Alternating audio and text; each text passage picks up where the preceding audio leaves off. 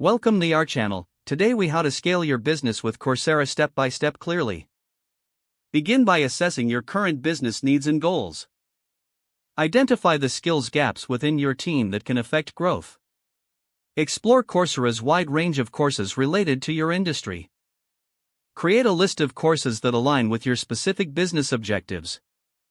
Encourage your team to express their interests in learning and development. Review the course content to ensure it meets your organizational standards. Consider the flexibility of each course's schedule and format. Enroll your team members in the chosen courses.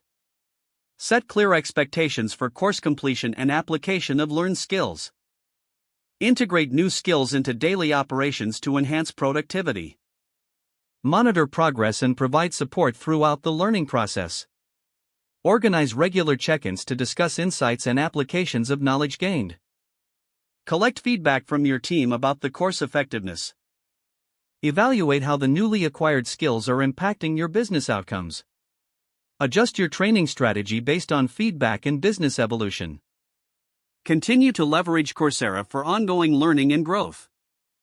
Explore new courses as your business needs change and develop. Foster a culture of continuous learning within your organization. Celebrate achievements and milestones reached through these educational efforts. Stay committed to scaling your business through strategic skill development. If the page does not load, refresh the browser or try again in a private or incognito window.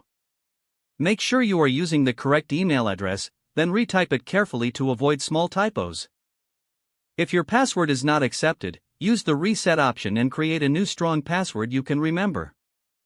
Check your spam folder for verification or security emails, then complete any requested confirmation steps. Enable two-factor authentication if available to improve account security and reduce unauthorized access risk. After signing in, review your profile details so your contact information and settings are accurate and current.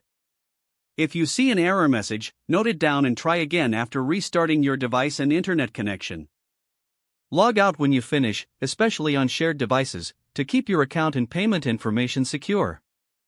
Don't forget to like this video and subscribe to our channel for more step-by-step tech guides.